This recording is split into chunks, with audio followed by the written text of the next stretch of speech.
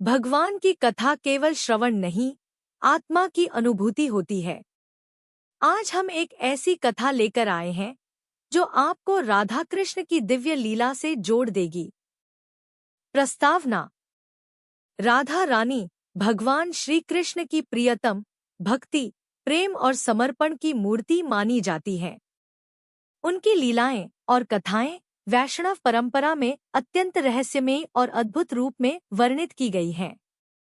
राधा का जीवन केवल एक प्रेम कथा नहीं, बल्कि आत्मा और परमात्मा के मिलन की दिव्य अनुभूति है। एक राधा रानी का रहस्यमय जन्म। राधा रानी का जन्म एक रहस्य है।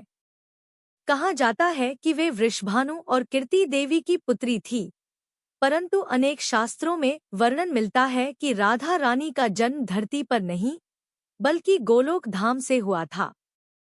वे ब्रह्मा की तपस्या के फलस्वरूप प्रकट हुई थी। जब वे जन्मी तो उनकी आंखें बंद थीं। लोग चिंता में पड़ गए, लेकिन जैसे ही बाल गोपाल ने उनके सामने दर्शन दिए, राधा ने अपनी आंखें खोल दी। इसका अर्थ यह था कि राधा रानी केवल कृष्ण के लिए ही इस संसार में आई थी। 2. राधा कृष्ण का दिव्य प्रेम। राधा और कृष्ण का प्रेम सांसारिक प्रेम नहीं था, यह आत्मा और परमात्मा का मिलन था। राधा रानी को कृष्ण की अर्धांगिनी माना गया है, यद्यपि उनका विवाह नहीं हुआ।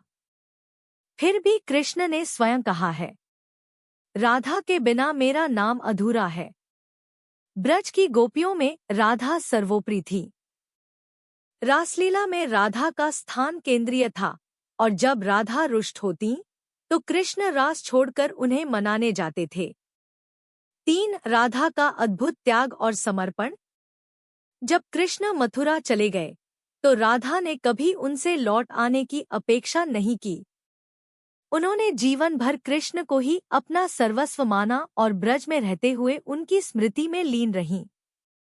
कहा जाता है कि राधा रानी ने मन, वचन और कर्म से स्वयं को श्री कृष्ण में विलीन कर दिया। 4. राधा का अंतिम दर्शन और विलयन। एक कथा के अनुसार द्वारका में श्री कृष्ण ने राधा को एक बार फिर आमंत्रित किया। राधा ने सेवा रूप में उनके महल में काम करना स्वीकार किया, लेकिन स्वयं को कभी प्रकट नहीं किया। अंत समय में जब राधा रानी देह त्यागने लगी तो कृष्ण ने उन्हें अपने पास बुलाया।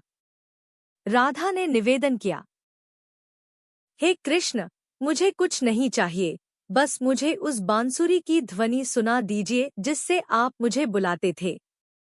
कृष्ण ने बांसुरी बजाई और राधा रानी उसी ध्वनि में विलीन हो गई।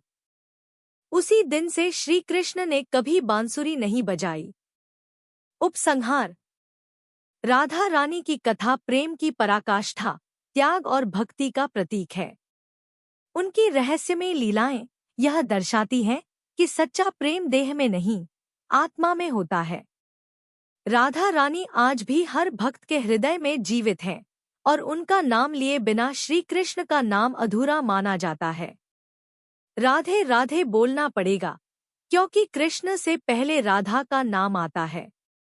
आपका एक लाइक और शेयर किसी और के जीवन में प्रभु की भक्ति जगा सकता है, इसलिए कृपया इसे आगे बढ़ाएं और हमारे साथ इस भक्ति यात्रा में जुड़े रहें।